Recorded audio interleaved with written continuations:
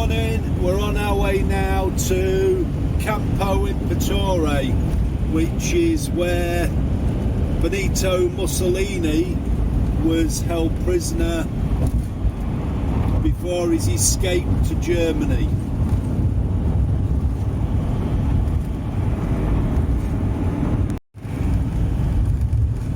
It's a glorious morning, but the temperature's dropped to about 3 degrees. But the mountains look spectacular in the sunshine. With a bit of luck, we might be able to ski. Possibly. It's quite spectacular looking, the mountains round here. Very dramatic indeed.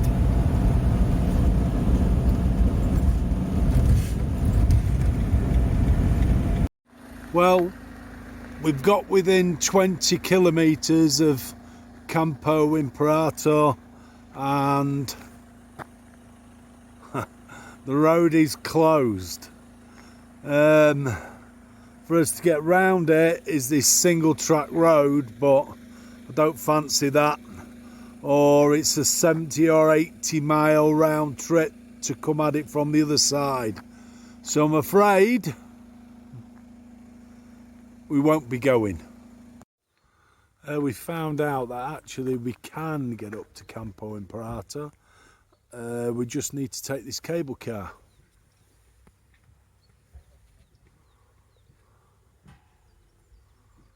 It's up there. Okay, we managed to get on the cable car, taking us up to Campo Imperatore, and we'll see what we see when we get there. It's a gorgeous day. Didn't manage to drive up there, but next best thing. This is the view from the cable car station up at Campo Imperatore. That there, just magnificent. During World War II, the Grand Sasso raid, codenamed Unternehmen Eich, meaning Operation Oak, by the German military in September 1943, was an operation by German paratroopers and Waffen SS.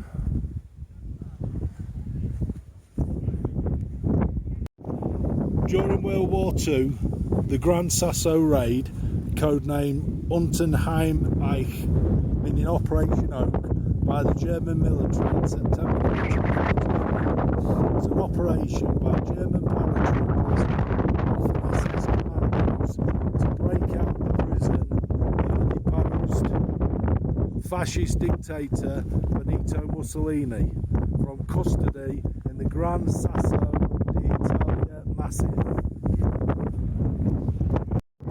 This is the hotel, Campo Imperatore, where Benito Mussolini was held. The paratroopers came in on gliders, possibly onto here somewhere, to rescue him. The airborne operation was personally ordered by Adolf Hitler and approved by General Kurt Student. It was planned and executed by a Major Harold Moores with the 2nd Parachute Division and the 502nd SS Jaeger Battalion. 2 Italians killed and 10 Germans were wounded. Here's a memorial to the 2 Germans that Italians that died. There's 2 or 3 memorials up here.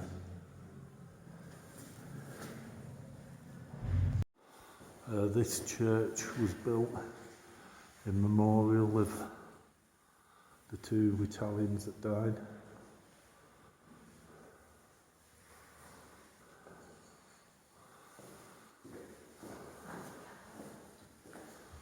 I can only assume that. Maybe not.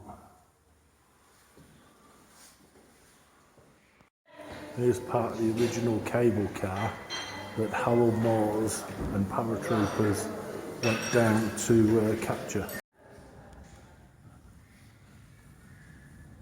This is the original cable car.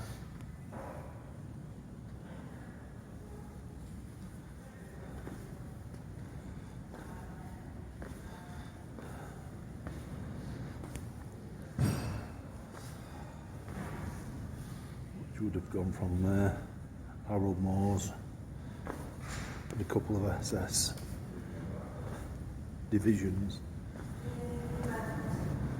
Went to the bottom, down there, to capture at the bottom, stop anybody coming up. And there's an original cable car. This is the inside of the original cable car, or one of the original cable cars.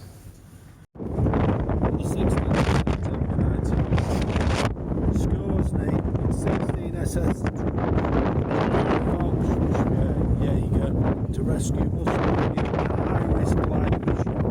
10 DFS 230 gliders, each carrying 9 soldiers and a pilot, towed by Heinkel HS-126 planes, starting between 1305 and 1310 on the Pratier de Mer Air Base near Rome. The leader of the airborne operation, Oberleutnant George Freyer and von Bettelsberg, entered the first glider of his SS troopers sat in the 4th and 5th gliders. To gain height before crossing close to the Alban Hills, the leading 3 gliders towing plane units flew an additional loop. All of the following units considered that manoeuvre to be unnecessary and preferred not to endanger the given time of arrival at the target, that led to both Scoresney's unit arriving first on the attack.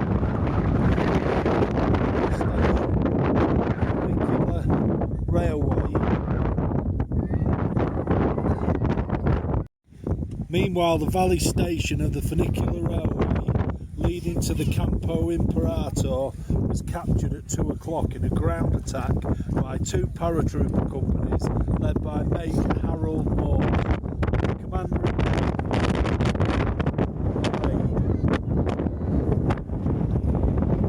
in the airborne commandos landed their 10 DFS 230 gliders on the mountain near the hotel. One crashed, causing injuries.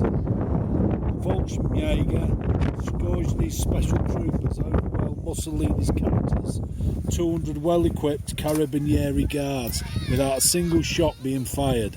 General Fernando Saletti of the Italian African police, who flew in with Scoresney, told him to stand down.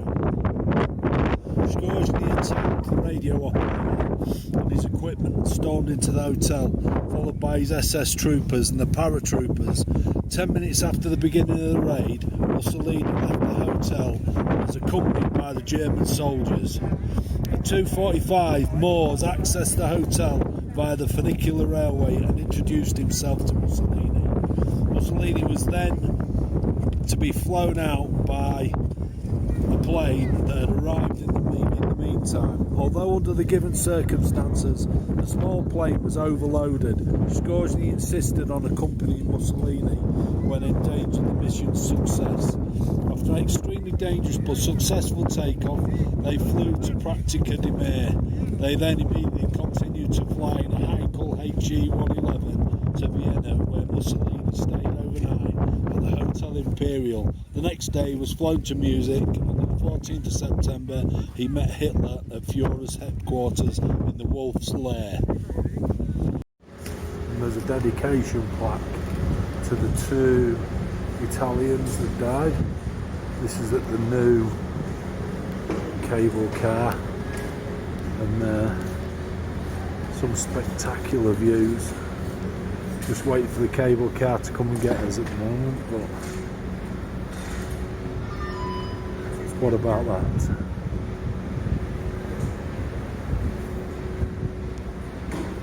Fantastic.